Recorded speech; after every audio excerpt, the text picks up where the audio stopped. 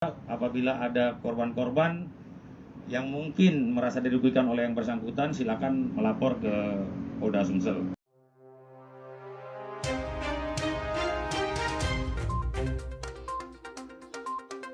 Polda Sumsel persilahkan warga yang merasa ditipu anak Aki Ditio untuk melapor.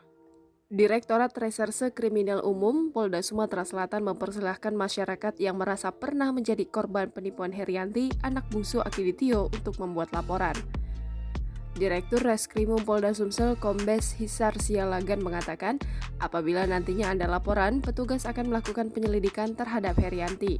Herianti sebelumnya pernah dilaporkan ke Polda Metro Jaya pada Februari 2020 oleh seseorang berinisial JBK.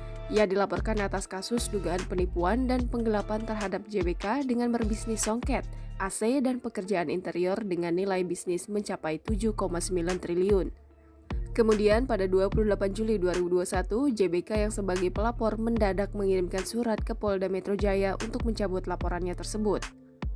Hisar menjelaskan meskipun Herianti batal menyumbangkan 2 triliun seperti yang dijanjikan di hadapan Kapolda Sumsel Irjen Pol Eko Indra, penyidik untuk saat ini tidak menetapkannya sebagai tersangka, sebab mereka masih mengumpulkan keterangan para saksi serta melacak jejak perbankan Herianti ke pihak bank. Kasus yang di Polda Metro itu memang tidak ada kaitannya, baik orang maupun lokus dan tempusnya, dan keterkaitannya tidak ada dengan kasus yang kita tangani. Namun tetap itu menjadi kasana untuk memperkaya dari proses penyidikan kita.